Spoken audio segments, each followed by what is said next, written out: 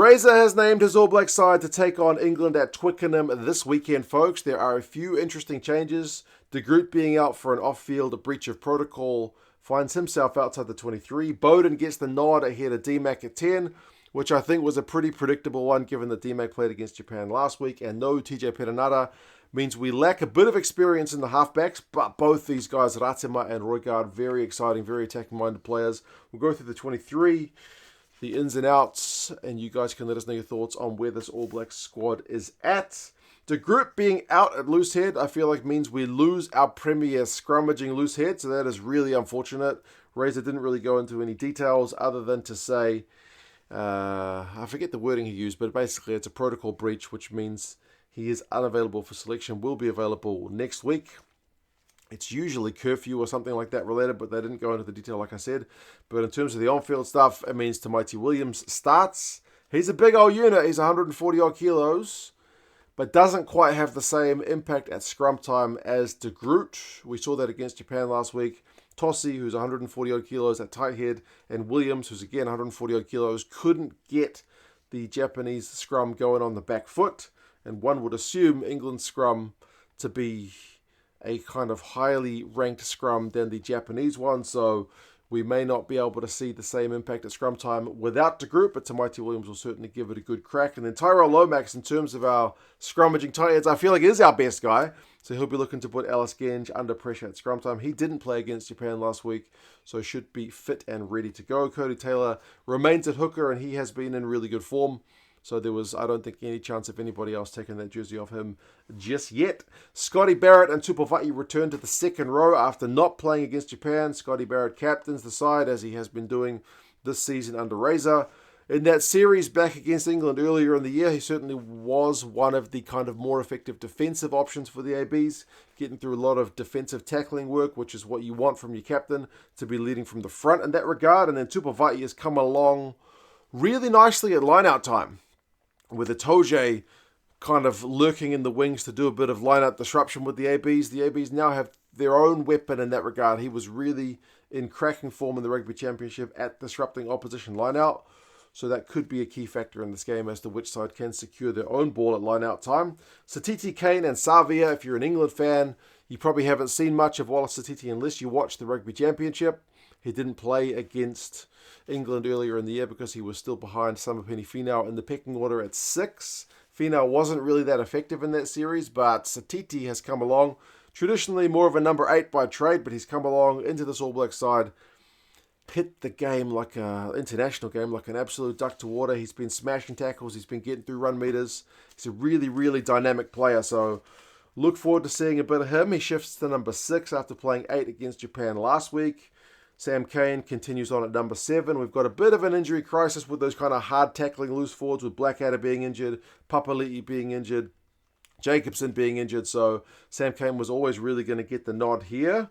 He and a couple of the other All Blacks guys did get caught a little bit defensively sloppy last week against Japan. So we'll be looking to see that tighten up a bit. And then Adi Savia, reigning World Player of the Year, returns at number 8. He was always going to play number 8. He is one of only 2 vice-captains for the All Blacks. England certainly win the battle of who has more vice-captains.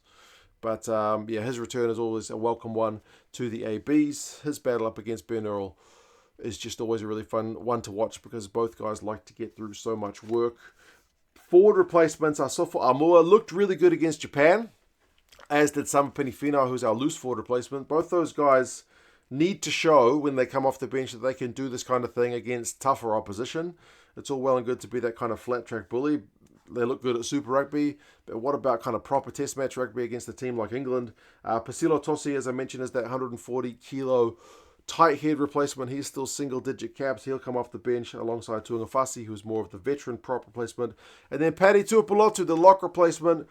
I mean, he could have very well earned himself a start in a lot of teams, but the fact that Vai has been as good as he has at line-out time and Scotty Barrett as the captain meant that he was pretty much always going to be relegated to the bench. But what a player to have on the bench.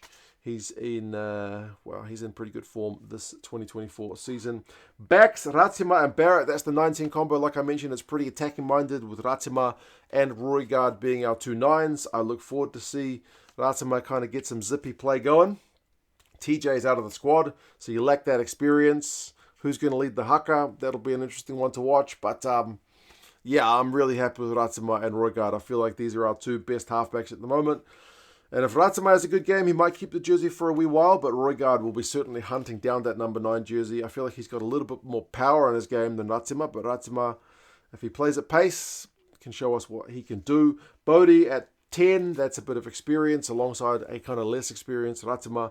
But yeah, Razor said he's looking to see him get his instinctive game going, whether it's passing or kicking.